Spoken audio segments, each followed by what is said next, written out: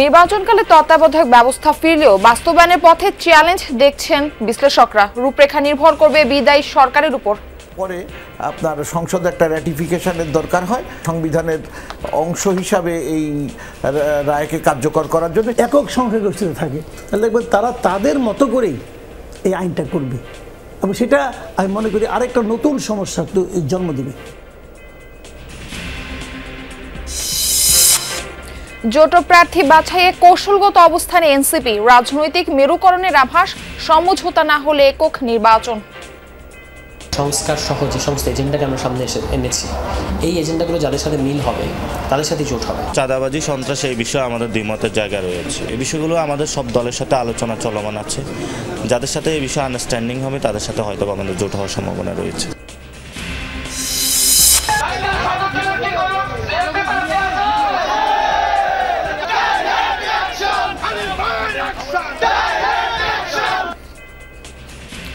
সাতক্ষীরায় বিএনপির মনোনয়ন ঘিরে দলীয় কোন্দল তুঙ্গে। এলাকায় দুপক্ষের উত্তেজনা, প্রার্থী পুনর্বিবেচনার দাবিতে বঞ্চিতদের পক্ষে আন্দোলন। চট্টগ্রামে এলিভেটেড এক্সপ্রেসওয়ে থেকে ছিটকে পড়ল বেপরোয়া গতির প্রাইভেট কার। চাপা পড়ে বন্দর কর্মচারী নিহত, স্বজন হারাদের শোক।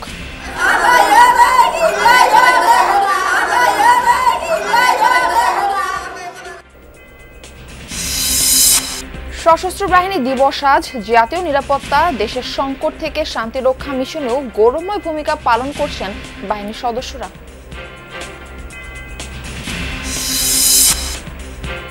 অদম্য ইচ্ছা শক্তিতে ভর করে ডানা মেলছে জুলহাসের প্লেন। দেশীয় উপাদান কাজে লাগানোর আশা উদ্ভাবকের, চূড়ান্ত সাফল্য পেতে গবেষণা প্রতিষ্ঠানের তাগিদ বিশেষজ্ঞের। বাংলাদেশের কোনো একটা অজপাড়া গায়ে কোনো একটা তরুণ কিছু বানাচ্ছে, হ্যাঁ, সেখান থেকে সে জানে না এরপর সে কোথায় যাবে। একটা ইউনিভার্সিটি হতে পারে বা গভর্নমেন্ট কোনো ইনস্টিটিউট হতে পারে, এখানে গেলে পরে ফার্দার কোনো সহায়তা পেতে পারে।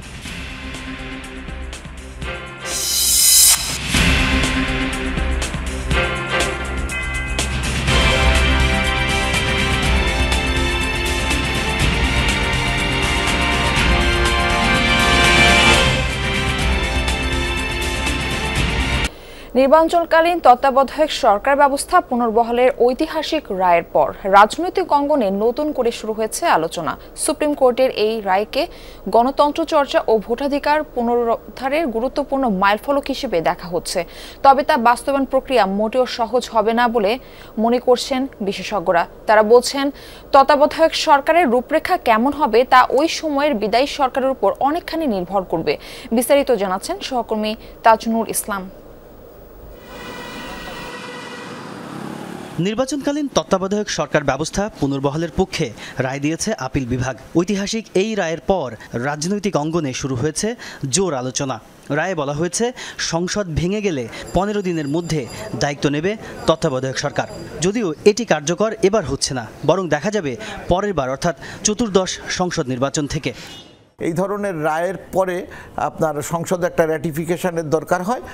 আপনার সংসদে এই সংবিধানের অংশ হিসাবে এই রায়কে কার্যকর করার জন্য সেই র্যাটিফিকেশনটা হয়তো আমাদের সামনে যে আপনার সংসদ আসছে সেই সংসদের পাশ করে এটাকে হয়তো আপনার নতুন করে সংবিধান ছাপিয়ে আপনার আগের অবস্থায় ফিরিয়ে নিয়ে যাওয়া হবে। এই সিদ্ধান্তকে সাধুবাদ জানিয়েছে বিভিন্ন মহল। তবে কেউ কেউ বলছেন, কাগজে কলমে কেবল ব্যবস্থা ফিরলেই সংকট কাটবে না, বাস্তবায়নের পথে আছে বেশ কিছু চ্যালেঞ্জ। সংকট কিন্তু বহুমুখী। সংকট কিন্তু কেবল তত্ত্বাবধায়ক সরকার না, তত্ত্বাবধায়ক সরকারটা কে কায়েম করবে, তার মাথার মধ্যে কি চলছে, সেটি হলো মূল সংকট। তত্ত্বাবধায়ক সরকার আসার আগ মুহূর্তে যে সরকারটা থাকবে তাদের নিয়তের মধ্যে সমস্যা। যদি নিয়ত খারাপ হয় তাহলে এটা আবার সমস্যা তৈরি করবে। সিনিয়র এই সাংবাদিকের শঙ্কা, রাজনৈতিক দলগুলো সমঝোতায় না এলে কাঠামো ফের বিতর্কের জন্ম দিতে পারে। আগামী সংসদে যদি খুবই ব্যালেন্স একটা সংসদ হয়, মানে যদি একটা শক্তিশালী বিরোধী দল থাকে তাহলে হয়তো সেটা খুব ভালোভাবে হবে। আর যদি শক্তিশালী বিরোধী দল না থাকে তাহলে দেখবেন সরকার যে দল যদি একক সংখ্যাগরিষ্ঠতা থাকে তাহলে দেখবেন তারা তাদের মতো করেই এই আইনটা করবে এবং সেটা আমি মনে করি আরেকটা নতুন সমস্যা জন্ম দেবে। রাজনৈতিক বোদ্ধাদের মতে তত্ত্বাবধায়ক সরকার পুনর্বহাল জনগণের আস্থা ফেরানোর বড় সুযোগ, কিন্তু কাঠামো আইন রাজনৈতিক গ্রহণযোগ্যতা না পেলে ডেকে আনতে পারে নতুন সংকট। তাজনুর ইসলাম, যমুনা নিউজ, ঢাকা। জোটবদ্ধ নাকি একক নির্বাচন, এনসিপির ভোটের কৌশল নিয়ে চলছে নানা আলোচনা। আভাস আছে নতুন রাজনৈতিক মেরুকরণেরও, তাই প্রার্থী বাছাইয়ে সতর্ক দলটি। নেতারা জানান, আওয়ামী লীগ ও জাতীয় পার্টি ইস্যুতে দলগুলোর অবস্থান আর জুলাই সনদ বাস্তবায়নের সমঝোতা না হলে নেওয়া হবে একক নির্বাচনের প্রস্তুতি। ত্রয়োদশ সংসদ নির্বাচন সামনে রেখে মনোনয়ন ফর্ম বিক্রি শেষ করেছে এনসিপি। দলীয় নেতাকর্মীদের পাশাপাশি সাধারণ নাগরিকদের জন্য উন্মুক্ত রাখা হয়েছে প্রার্থিতার বিষয়টি। একে রাজনীতিতে নতুন বার্তা হিসেবে দেখছে সচেতন মহল। ৩০০ আসনে নির্বাচনে প্রস্তুতি নিলেও চলতি সপ্তাহে ঘোষণা হবে ৭০-৮০ জনের নাম, আর ডিসেম্বরের প্রথমার্ধে চূড়ান্ত হবে প্রার্থী তালিকা। তবে জায়গা হবে না চাঁদাবাজ, সন্ত্রাসী, এমনকি ২৪-এর নির্বাচনে অংশগ্রহণকারীদেরও। আমরা আমাদের কিছু এজেন্ডা দিব, পলিটিক্যাল প্রোগ্রাম, তারপর আমরা ইলেকটোরাল প্রোগ্রামগুলোতে যাব। আপাতত আমরা ভাইবাটা কমপ্লিট করে তারপরে প্রথম একটা স্লটে 100 স্লটের একটা ঘোষণা করব। একই আসনে দুজন দাবিদার একসাথে এসে নমিনেশন ফর্ম কিনেছে, এটা এখনো পর্যন্ত আমাদের বিউটি। আপনাকে সংসদ সদস্য দেওয়া হয়েছে, আরেকজনকে উপজেলা চেয়ারম্যানের জন্য হয়তো প্রস্তুত করা হবে বা তাকে সেই ধরনের কথা বলা হতে পারে, কিংবা তাকে ওই উপজেলার কিংবা জেলার বড় কোনো জায়গায় যদি তার সেই সামর্থ্য থাকে এবং সেই যোগ্যতা থাকে। ফলে আমরা ডাটা পাচ্ছি এবং একজনকে দেওয়ার মানে বাকিরা আর কোনো অযোগ্য সেরকম কিন্তু না। তাই নির্বাচনী ফল ঘরে তুলতে নানা ছক কষছে এনসিপি। দলের একাংশ বিএনপির সাথে জোটবদ্ধ হওয়ার আগ্রহ দেখালেও অন্যদের পছন্দ জামায়াত। তবে এই ইস্যুতে বিভক্তি নেই দাবি নেতাদের। সংস্কার সহ যে সমস্ত এজেন্ডাকে আমরা সামনে এনেছি, এই এজেন্ডাগুলো যাদের সাথে মিল হবে তাদের সাথে জোট হবে, আর যাদের সুস্পষ্ট এটার বিরুদ্ধে অবস্থান আছে তাদের সাথে আমাদের মিল হবে না। আবার এমন কেউ যদি থাকে যার ব্যাপারে ঐতিহাসিক বিতর্ক আছে, সেটাও আমরা বিবেচনা নিচ্ছি যে এই দুটো দলের সবাই বিলীন না হয়ে যায়, সেরকম পরিস্থিতি যেন না হয়। ফলে থার্ড একটা ব্লক, আমরা বারবার বলেছি যে আমাদের উদ্দেশ্য হচ্ছে থার্ড একটা ব্লক করে এবং সেখানে এনসিপিকে নেতৃত্বের ভূমিকায় রাখা। এই আলোচনাও বা এই এক্সপেরিমেন্টও কিন্তু চলছে। বিএনপি হলো ডেমোক্রেটিক ফোর্স, এখানে আমাদের ঐক্যমতের জায়গা আছে, কিন্তু চাঁদাবাজি, সন্ত্রাস এই বিষয়ে আমাদের দ্বিমতের জায়গা রয়েছে। Jamaat, they are not the democratic force, ওইখানে আমাদের দ্বিমতের জায়গা রয়েছে। আওয়ামী লীগের প্রশ্ন রয়েছে, জাতীয় পার্টির প্রশ্ন রয়েছে, এই বিষয়গুলো আমাদের সব দলের সাথে আলোচনা চলমান আছে। যাদের সাথে এই বিষয়ে আন্ডারস্ট্যান্ডিং হবে তাদের সাথে হয়তো আমাদের জোট হওয়ার সম্ভাবনা রয়েছে। তৃণমূলের প্রত্যাশা ২৪-এর আত্মত্যাগে গঠিত এনসিপির আত্মপ্রকাশ হোক নিজ পরিচয়। ফুল ফ্লেজ নির্দেশনা হচ্ছে আমরা এককভাবে আগাবো। দেন যদি মনে করা হয় কোনো জায়গায় আসন সমঝোতা, ম্যাক্সিমাম, নট জোট, এটা হচ্ছে আমাদের পলিসি বলতে পারে। যে সমস্ত কালো দাগ, ওই দাগগুলোর অংশীদার হবার একটা আশঙ্কা থেকে যায়, তো সেই কারণেই আমি জোটের পক্ষপাতী না। জোট বা আসন সমঝোতা, যেভাবে নির্বাচন হোক ৩০০ আসনে প্রার্থী দেবে এনসিপি, আর সংসদের তরুণ প্রতিনিধিদের বেছে নিতে নির্মোহভাবে কাজ করবে নেতাকর্মীরা, আশা দলটির। লাভলি বিথি, যমুনা নিউজ, ঢাকা। নির্বাচনে উত্তাপের আগে সাতক্ষীরায় বিএনপির প্রার্থী মনোনয়নকে ঘিরে ছড়িয়েছে উত্তেজনা। একের পর এক সড়ক অবরোধ, মশাল মিছিল ও বিক্ষোভ চলছে প্রতিনিয়তই। প্রার্থী পুনর্বিবেচনার দাবিতে রাজপথে আন্দোলন চালিয়ে যাচ্ছেন বিএনপির মনোনয়ন বঞ্চিত দুই নেতার সমর্থকরা। সাতক্ষীরা ১ হাবিবুল ইসলাম হাবিব, সাতক্ষীরা ২ আব্দুর রউফ, সাতক্ষীরা ৩ কাজী আলাউদ্দিন। ৩ নভেম্বর সাতক্ষীরা ২ আসনে আব্দুর রউফকে প্রার্থী ঘোষণা করেন বিএনপি মহাসচিব। এতে ক্ষোভে ফেটে পড়ে তৃণমূল। রাতেই মহাসড়কে চলে মশাল মিছিল, বিক্ষোভ। আসনটিতে স্থানীয় বিএনপি নেতাকর্মীদের একাংশ চান জেলা বিএনপির সাবেক সদস্য সচিব আব্দুল আলিমকে। দফায় দফায় সাতক্ষীরা খুলনা মহাসড়ক অবরোধ করে বিক্ষোভ, মশাল মিছিল অব্যাহত রেখেছে আলিম সমর্থকরা। জনগণের সাথে ছিল চেয়ারম্যান আব্দুল আলিম। আমরা সাতক্ষীরাবাসী এই চৌদ্রা ইউনিয়ন পৌরসভায় সবাই চাইছিল, 80% জনগণ চাইছিল আলিম চেয়ারম্যান নমিনেশন পাক। সাতক্ষীরা সদর 2 আসনের নমিনেশন একজন বহিষ্কৃত নেতাকে দিয়েছে, ওনার কাছ থেকে উইথড্র করে চেয়ারম্যান আব্দুল আলিম সাহেবকে নমিনেশন দিতে হবে। যৌথ চেয়ারম্যান তৃণমূল বহিষ্কৃত নেতা, তিনি কিভাবে দলের মনোনয়ন পায়, এতে আমরা তীব্র হতাশ এবং আমাদের হৃদয় রক্তক্ষরণ হচ্ছে। আলিম চেয়ারম্যানকে মনোনয়ন না দেওয়া হয় তাহলে আমরা রাজপথ ছাড়বো না, আমরা আবারও আন্দোলনের কর্মসূচি চালিয়ে যাব। প্রার্থী বদলের দাবিতে বিক্ষোভ করেছে সাবেক পৌর মেয়র তাসকিন আহমেদ চিশতির সমর্থকরাও। তাদেরও দাবি এই আসনে যেন তাসকিন আহমেদকে দেয়া হয় মনোনয়ন। গরিবের বন্ধু চিশতি ভাইকে যদি নমিনেশন দেওয়া না হয় আমরা এই আন্দোলন চালিয়ে যাব।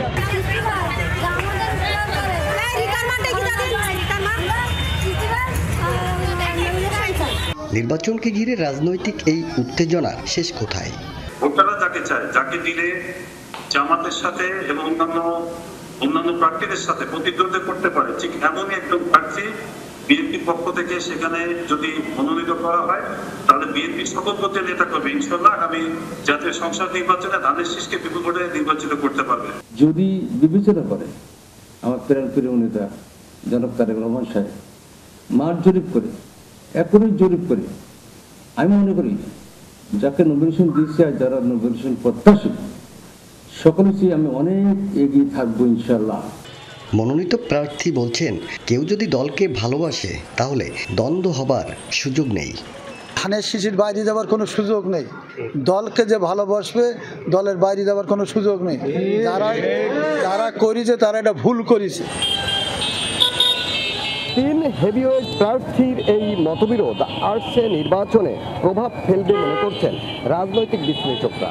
একমত হতে না পারলে ভোট যুদ্ধে বাড়তি সুবিধা নিবে অপর পক্ষ। পরিস্থিতি সামলাতে দলটির হাইকমান্ডের হস্তক্ষেপ চান তৃণমূলের নেতাকর্মীরা। আকরামুল ইসলাম, যমুনা নিউজ, সাতক্ষীরা। রাজধানীর কুমিটোলায় সশস্ত্র বাহিনী দিবস উপলক্ষে শিখা অনির্বাণে পুষ্পস্তবক অর্পণ করতে পৌঁছেছেন প্রধান উপদেষ্টা ডক্টর মোহাম্মদ ইউনূস। আমরা সরাসরি চলে যাচ্ছি সেখানে।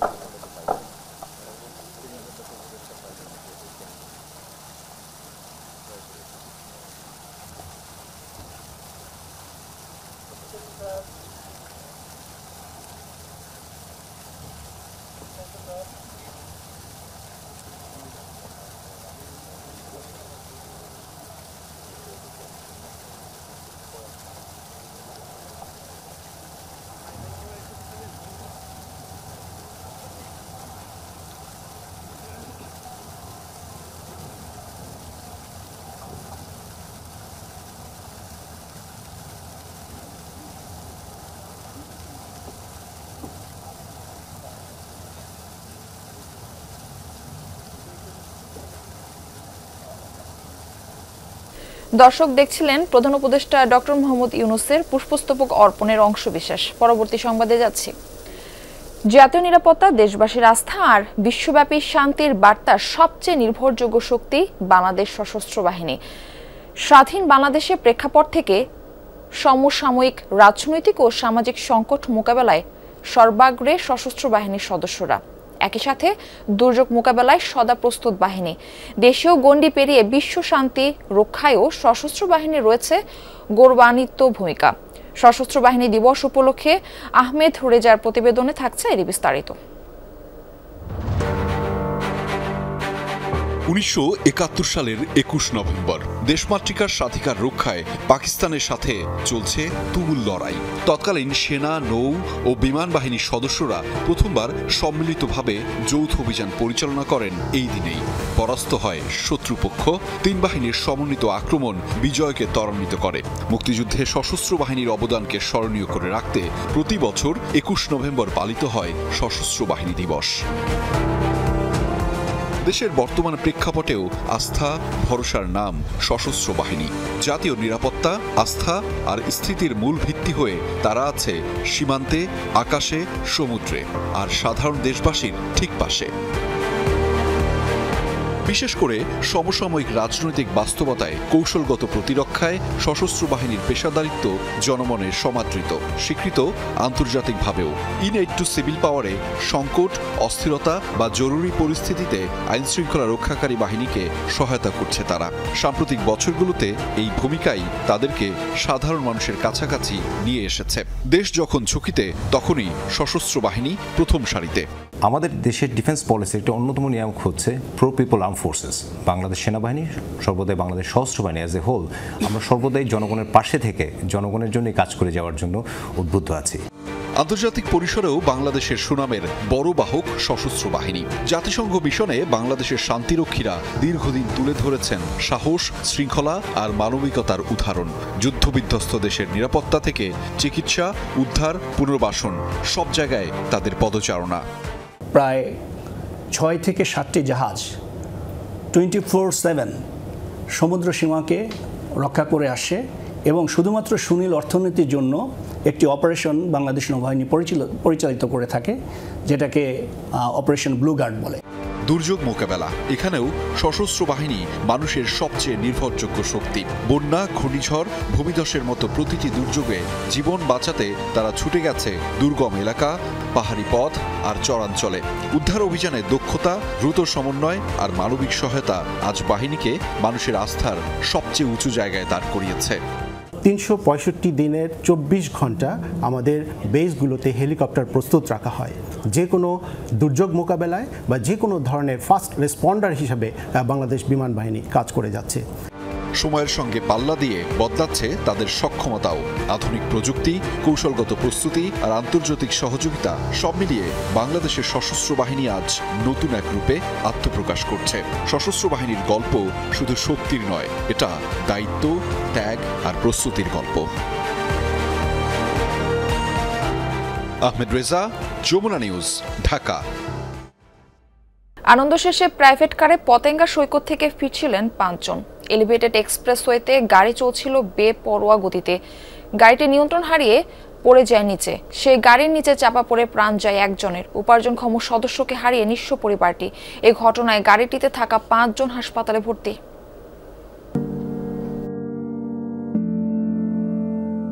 এই সান্ত্বনা কি পারবে তরুণ আলভির বাবা হারানোর শোক ভুলিয়ে দিতে? চট্টগ্রাম বন্দরে সামান্য চাকরি করতেন আলভির বাবা মোহাম্মদ শফি। অনটনের সংসারটা কোনো রকমে টেনে নিচ্ছিলেন তিনি। পরিবারের উপার্জনক্ষম সদস্যের জীবন কেড়ে নিল বেপরোয়া গাড়ি। প্রত্যক্ষদর্শীরা বলছেন, গাড়িটি বেপরোয়া গতিতে এসে নিয়ন্ত্রণ হারিয়ে এলিভেটেড এক্সপ্রেসওয়ে থেকে প্রায় 50 ফুট নিচে পড়ে। এ সময় অফিস ফেরত সাইকেল আরোহী শফি চাপা পড়েন প্রাইভেট কারের নিচে। গাড়ির আরোহীরা প্রাণে বেঁচে গেলেও মারা যান শফি। আমার আশা ছিল যে আমি পড়ালেখা করবো, শেষ করে আমার আব্বুকে আমি মানে সুখ শান্তিতে রাখবো। বসে আমার কোনো আপন ভাই নাই যে আমাকে সাপোর্ট দিবে, আমি তো একাই। এখন আমার বাবা তো আমার হারে পেয়েছে, এখন আমাকে আমাদের ফ্যামিলিকে কেমনে চালাবো, আমার আম্মুকে আমি কেমনে চালাবো। পরিবারের সদস্যরাও মানতে পারছেন না এমন মৃত্যু। ঘটনার বিচার চাইছেন তারা। কি করে বুঝতে আর ঘুরা বাইফে তো আর বাইফে তো কিছু নাই, আর তারা তো বিক্কে চাইছে না, আর ভাই জান কেন গেল সার্কল চালা বাসায় আসতেছে। ওর অফারটা কি হলো, ওর ফ্যামিলিটা কেমন করে চলবে? ওর আম্মাটা সম্পূর্ণ অসুস্থ মহিলা। আর ঘর তো বাধা হয় নাই এখনো, ওনার ঘরের কাজ করতে হবে বলতে ওনারা আমরা বলতেছি যে ঘরের কাজ করার জন্য বলতে টাকা নেই, আমি কিভাবে ঘরের কাজ করব। চট্টগ্রাম বন্দরের রেস্ট হাউসে অস্থায়ী কর্মচারী হিসেবে কাজ করতেন শফি। তার মৃত্যুর খবরে হাসপাতালে ছুটে আসেন কর্মকর্তারা। সংশ্লিষ্ট কর্তৃপক্ষ যেন এগুলোতে নজর দেয় এবং আর যেন এভাবে প্রাণহানি না হয়। আমরা সত্যি মর্মাহত। আর চট্টগ্রাম বন্দরের পক্ষ থেকে একজন এই ধরনের অস্বাভাবিক মৃত্যুর কারণে নিহত কর্মচারীর জন্য যা যা করণীয় সেটা আমরা বন্দর কর্তৃপক্ষ থেকে তার জন্য অবশ্যই করব। কলেজ শিক্ষার্থী আলভি পড়ালেখার পাশাপাশি রাতে কাজ করেন একটি হাসপাতালে। বাবাকে হারানোর পর সংসারের দায়িত্বটা এবার তাকেই তুলে নিতে হবে কাঁধে। আল আমিন শিকদার, যমুনা নিউজ, চট্টগ্রাম। ইসলাম অবমাননার মামলায় বাউল শিল্পী আবুল সরকারকে কারাগারে পাঠিয়েছে আদালত। বৃহস্পতিবার সকালে মাদারীপুর জেলার একটি গানের অনুষ্ঠান স্থল থেকে তাকে আটক করে মানিকগঞ্জে নিয়ে যায় ডিবি পুলিশ। পুলিশ জানায়, গত 4 নভেম্বর মানিকগঞ্জের ঘিওরে একটি পালা গানের আসরে শিল্পী আবুল সরকার ইসলাম ধর্ম নিয়ে আপত্তিকর মন্তব্য করেন। তার এই বক্তব্য সামাজিক মাধ্যমে ছড়িয়ে পড়লে সমালোচনা ও প্রতিবাদ হয়। পরে মুফতি আব্দুল্লাহ বাদী হয়ে ঘিওর থানায় মামলা করেন। গ্রেপ্তারের পর তাকে মানিকগঞ্জ চিফ জুডিশিয়াল ম্যাজিস্ট্রেট আদালতে তোলা হয়। আদালত তাকে কারাগারে পাঠানোর নির্দেশ দেন। ভাগ্য বদলের আশায় সমুদ্রপথে ইতালির উদ্দেশ্যে বাড়ি ছেড়েছিলেন মাদারীপুরের 3 যুবক। সমুদ্রপথে লিবিয়া পৌঁছানোর পর পাল্টে যায় দালাল চক্রের রূপ। তাদের নির্যাতন করে পরিবারের কাছ থেকে আদায় করা হয় আরও অর্থ।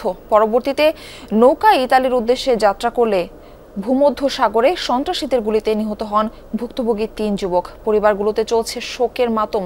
মরদেহ ফেরত চায় তারা।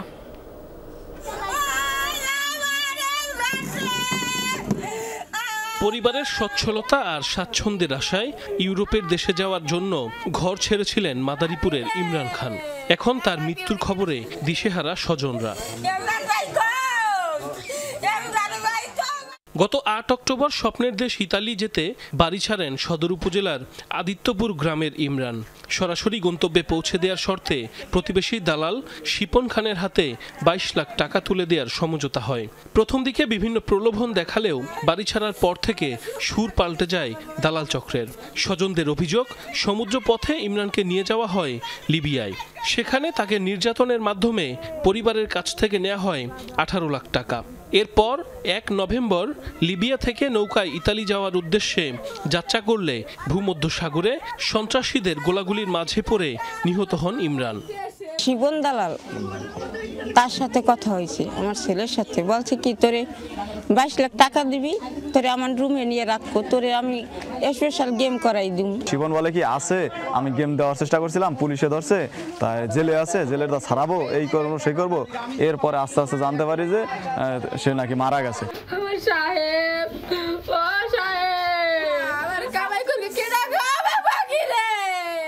দালাল চক্রের খপ্পরে পড়ে ইমরানের সহযোগী হয়েছিল রাজৈর উপজেলার মুন্না তালুকদার এবং বাইজিৎ শেখ। তাদেরও হয়েছে একই পরিণতি। স্বজনরা খবর পান মৃত্যুর পর 3 যুবকের মরদেহ সমুদ্রে ফেলে দেয়া হয়।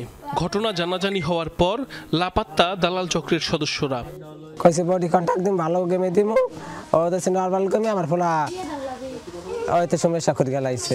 সংসার বড় ছেলে ওই কামে করে খাওয়াইতো, চুক্তিপত্র হচ্ছে 20 লাখ কি নগদ দেওয়া লাগবে। পুলিশ জানায় ভুক্তভোগীদের পরিবারের পক্ষ থেকে অভিযোগ পেলে নেওয়া হবে প্রয়োজনীয় ব্যবস্থা। পুলিশের একার পক্ষে সম্ভব না।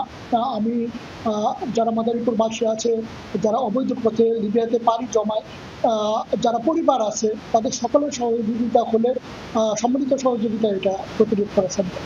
দ্রুত দালাল চক্রের সদস্যদের আটক এবং বিচারের দাবি স্বজনদের। সাইফ আহমেদ, যমুনা নিউজ। আকাশে ওড়ার অদম্য ইচ্ছা থেকে প্লেন তৈরি করেছেন মানিকগঞ্জের তরুণ জুলহাস মোল্লা। তার তৈরি প্লেন এখন উড়ছে আকাশে।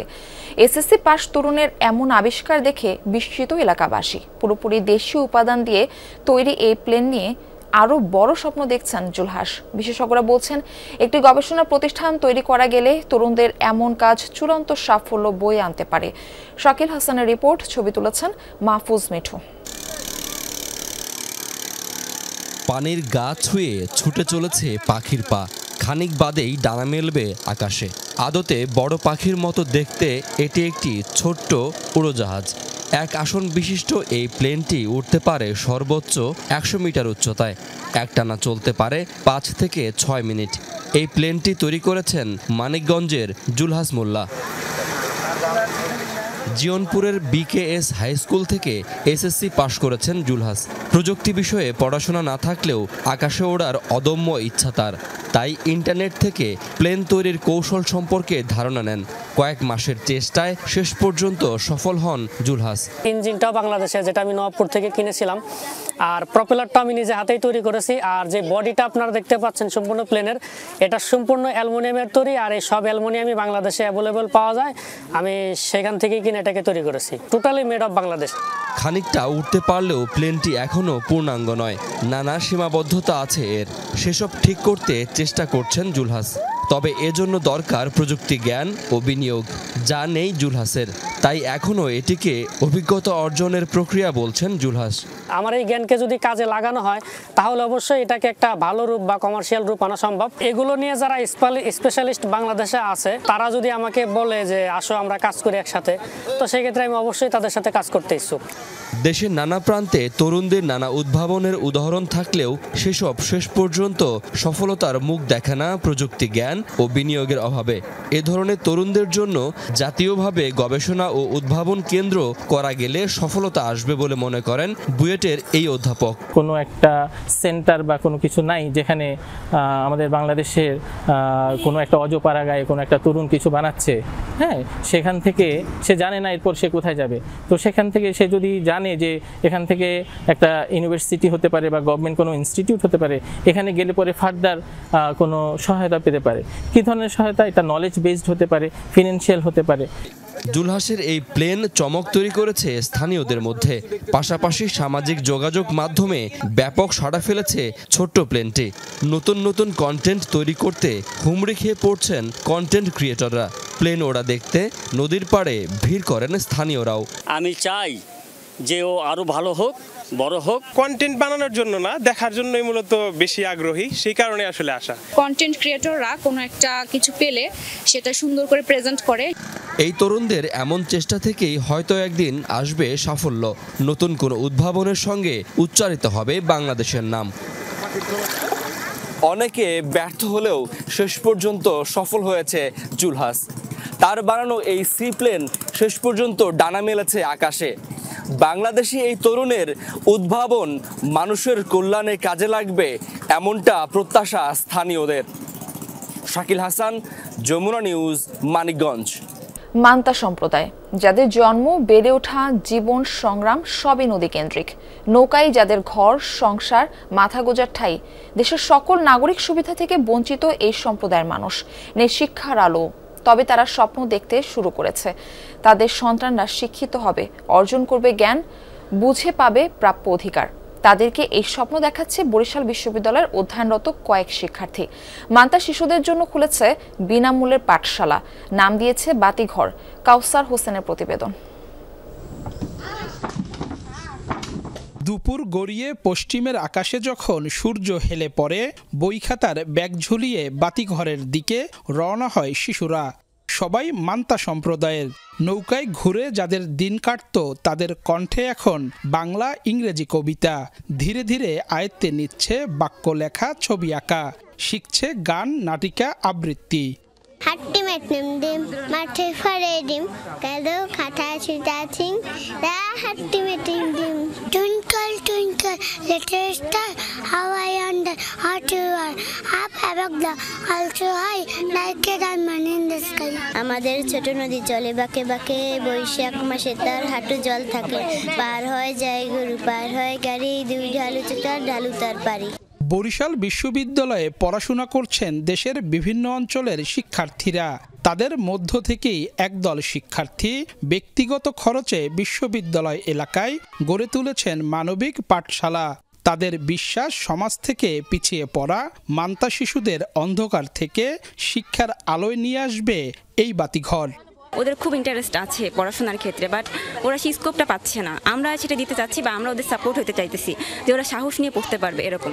আমাদের তরুণ সমাজ হিসেবে আমাদের কাজ হচ্ছে যারা সুবিধা বঞ্চিত তাদের অধিকারটুকু পেয়ে দেওয়া, বা যারা শিশু, যারা আন্ডার প্রিভিলেজড আছে তাদের জন্য কাজ করা।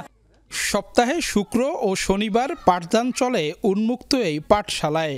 5 থেকে 10 বছর বয়সী 30 জন শিশু বাতিঘরের নিয়মিত শিক্ষার্থী। পাঠ্যপুস্তকের বাইরে সামাজিক মূল্যবোধ, পরিচ্ছন্নতা, নাগরিক অধিকার, ভবিষ্যৎ লক্ষ্য নির্ধারণ সহ নানা বিষয় শেখানো হয় এই পাঠশালায়। সাধারণ কিছু বেসিক যে ম্যানারগুলো, এই ম্যানারগুলো আমরা পড়াশোনার পাশাপাশি ওদেরকে শেখাচ্ছি। বাইরে থেকে ফিরে যে হাত ধোয়ার ব্যাপারটা, এগুলো ওদের মধ্যে নেই। সেই ব্যাপারগুলো আমরা একদম প্র্যাকটিক্যালি ওদেরকে শেখাচ্ছি। শুধুমাত্র আমরা শিক্ষা দিতেছি এমন না, স্বাস্থ্য সম্পর্কে আমরা একটা স্বাস্থ্য বিষয়ক ক্লাস নেই। প্রতি মাসে আমরা মেম্বার একটা ফান্ড দিয়ে থাকি, সেটা দিয়ে আমরা কাজ করার চেষ্টা করছি। নিজেদের ছোটবেলা কেটেছে অবহেলা, বঞ্চনায়, নিতে পারেননি বিদ্যার দীক্ষা।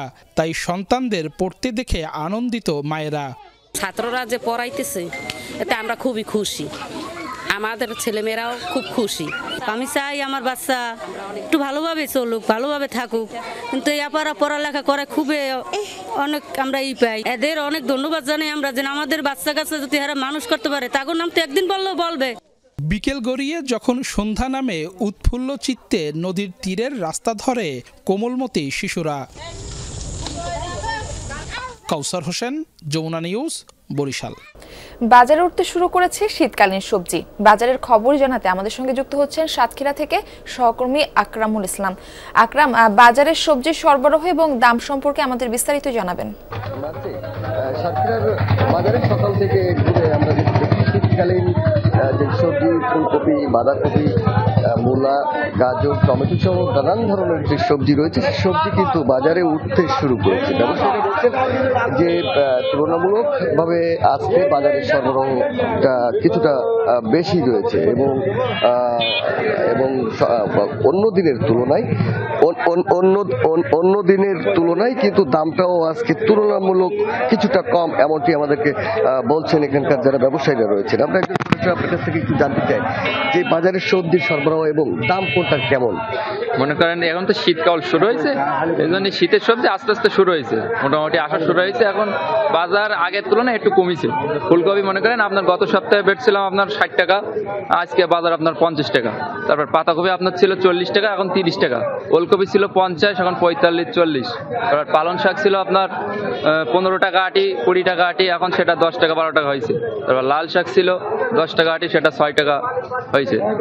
তারপরে হ্যাঁ আস্তে আস্তে কমছে, আরো কমবে না। শীতকালে যত আমদানি হবে তত বাজার কমে যাবে। মাছটির দাম শুনছিলেন এবং যারা এখানকার যারা ব্যবসায়ীরা রয়েছেন যে তারা বলছেন যে এই বাজারের সরবরাহ যখন আরো বাড়বে তখন কিন্তু দামটা আরো কমবে। কৃষি বিভাগ বলছে সাতক্ষীরায় এবছর পর্যাপ্ত সবজির কিন্তু যে আবাদ সেটি হয়েছে। আকরামুল, আপনাকে ধন্যবাদ। এশিয়ান কাপ কোয়ালিফায়ার্সে ভারত বধের দিনে গোল করে থেমে যেতে চান না শেখ মুরসালিন। গোলের ক্ষুধা বাড়িয়ে জাতীয় দলকে সাফল্যের উচ্চতায় নিয়ে যাওয়ার প্রত্যয় এবং এই অ্যাটর্নিং মিডফিল্ডারের। ভারতের বিপক্ষে করা তার এই গোলের কৃতিত্ব পুরোটাই দিলেন সতীর্থ রাকিবকে। এমন ধারাবাহিকতা অব্যাহত রাখতে দলের হয়ে খেলার তাগিদ মুরসালিনের।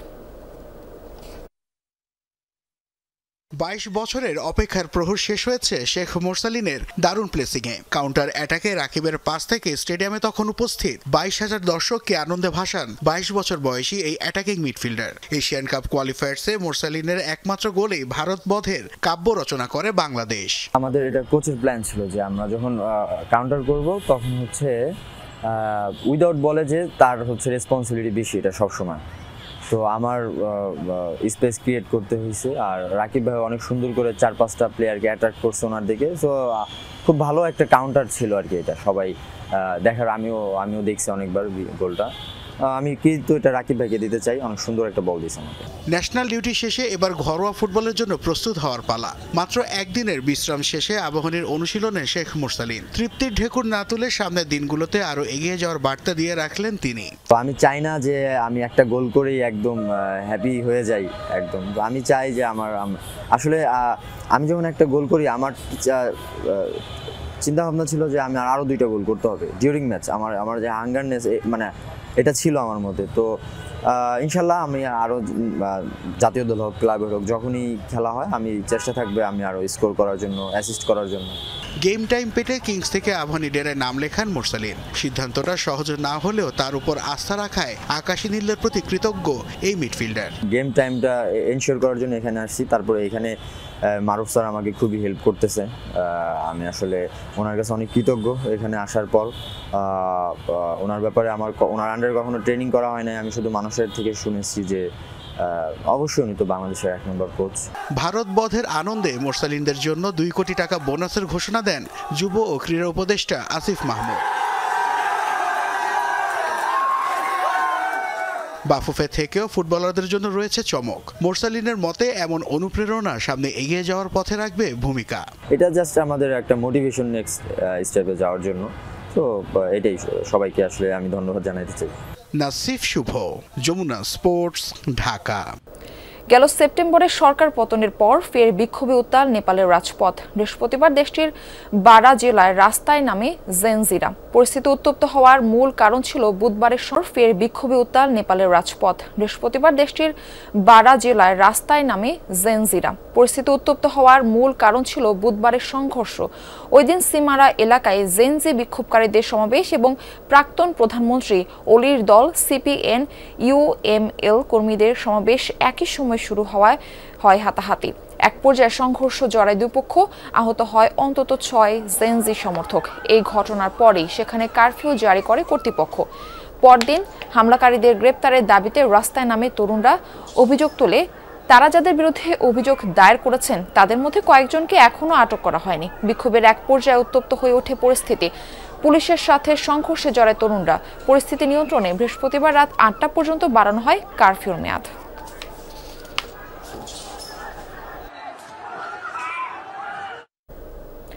ভয়াবহ অগ্নিকাণ্ডের শিকার হলো COP30 জলবায়ু সম্মেলনের ভ্যানু। বৃহস্পতিবার ব্রাজিলের বেলেম শহরের ভ্যানুটিতে আগুন লাগে বলে জানিয়েছে কর্তৃপক্ষ। সাধারণ দর্শনার্থীদের জন্য উন্মুক্ত প্রদর্শনী প্যাভিলিয়নে ঘটে এই দুর্ঘটনা। আগুন লাগার পরই সরিয়ে ফেলা হয় সেখানে থাকা প্রতিনিধি, পর্যবেক্ষক এবং সাংবাদিকদের। বাজানো হয় সাইরেন। আগুন নিয়ন্ত্রণে আনা গেছে বলে জানিয়েছে ব্রাজিল প্রশাসন। এই ঘটনায় কেউ হতাহত হয়নি বলে নিশ্চিত করা হয়েছে। এখনও জানা যায়নি অগ্নিকাণ্ডের কারণ।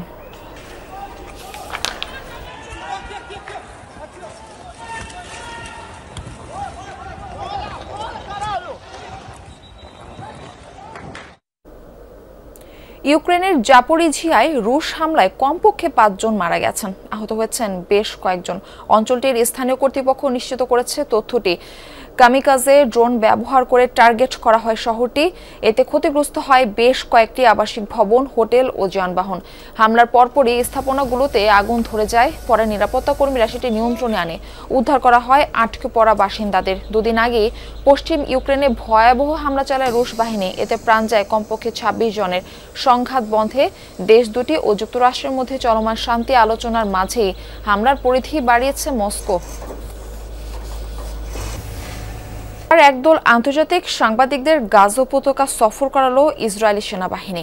ঘুরিয়ে দেখালো আইডিএফ এর অভিযানে প্রায় নিশ্চিহ্ন হয়ে যাওয়া উপত্যকার কিছু অংশ। সংক্ষিপ্ত এই সফরের ভিডিও ফুটেজ প্রকাশ করেছে ব্রিটিশ সম্প্রচার মাধ্যম স্কাই নিউজ। উপত্যকার সীমান্তবর্তী হলুদ রেখার কিছু অঞ্চল ঘুরিয়ে দেখানো হলেও বেসামরিক ফিলিস্তিনিদের সাথে সাংবাদিকদের কথা বলতে দেয়নি আইডিএফ। চারিদিকে কেবল ধ্বংসস্তূপ, পথের দুধারে আবর্জনার মতো জমে আছে একসময় দাঁড়িয়ে থাকা বড় বড় ভবন। এবার ইসরায়েলি বর্বরতার সাক্ষী হলো একদল আন্তর্জাতিক সাংবাদিক। বুধবার গাজা উপত্যকার কিছু অংশ সাংবাদিকদের একটি দলকে ঘুরিয়ে দেখালো ইসরায়েলি সেনাবাহিনী আইডিএফ। উপত্যকা সফরের কিছু অংশ ভিডিও ফুটেজের মাধ্যমে প্রকাশ করেছে ব্রিটিশ সম্প্রচার মাধ্যম স্কাই নিউজ। ফুটেজে প্রকট হয় ইসরায়েল নিয়ন্ত্রিত গাজার সীমান্তবর্তী তথাকথিত হলুদ রেখা বরাবর নেতানিয়াহু বাহিনীর অভিযানে ধ্বংস হওয়া গাজার করুণ দশা। উপত্যকাকে দুভাগে বিভক্ত করা এই ইয়েলো লাইন বা হলুদ রেখা নিরাপদ অঞ্চল হিসেবে পরিচিত হলেও প্রতিনিয়ত সেখানে অভিযান চালিয়ে অঞ্চলটিকে প্রায় নিশ্চিহ্ন করে ফেলেছে আইডিএফ। ইয়েলো লাইনের এই পাশটি ইসরায়েলি সীমান্ত, পুরোপুরি জনমানবহীন এই জায়গাটি। আইডিএফ এর সেনারা বাদে আর কেউ নেই। ওই পাশে তাকালে ধ্বংসস্তূপ ছাড়া আর কিছুই চোখে পড়ছে না। একটু পরেই আমরা গাজার সীমান্তবর্তী অংশে প্রবেশ করব, যেখানে ফিলিস্তিনিদের বসতি রয়েছে। তবে উপত্যকা ঘুরিয়ে দেখানোর কথা থাকলেও ধ্বংস হওয়া বেশিরভাগ স্থানে প্রবেশ করতে দেওয়া হয়নি সাংবাদিকদের। মেলেনি বেসামরিক ফিলিস্তিনিদের সাথে কথা বলা কিংবা কোনো রকম যোগাযোগের অনুমতি। কড়াকড়ি নির্দেশ দেওয়া হয়েছে আমাদের। সামরিক ঘাঁটির কোনো রকম ছবি কিংবা ভিডিও নিতে পারবো না আমরা। আরেকটি বিষয় হচ্ছে, আমাদের অবস্থান থেকে ফিলিস্তিনিদের বসতির দূরত্ব মাত্র কয়েকশো মিটার হলেও তাদের সাথে কোনো রকম কথা বলার অনুমতি দেয়নি আইডিএফ। এখনো গাজায় নিজেদের কর্তৃত্ব প্রতিষ্ঠার জোর চেষ্টায় রয়েছে হামাস। নিজেদের ক্ষমতা জাহির করতে রাস্তায় বন্দুক হাতে মিছিল নিয়ে বের হচ্ছে। তাদের উপর আন্তর্জাতিক সম্প্রদায়ের পাশাপাশি ইসরায়েলের পক্ষ থেকেও চাপ সৃষ্টি করা প্রয়োজন। তারা একটু বদলায়নি। নিষেধাজ্ঞার জেরে এর আগে গেল ৩ বছর ধরে গাজায় আন্তর্জাতিক সাংবাদিক ঢুকতে দেয়নি ইসরায়েল। সাবরিনা নুসরাত, যমুনা নিউজ। এই ছিল যমুনা নিউজে। এতক্ষণ সাথে থাকার জন্য ধন্যবাদ সবাইকে।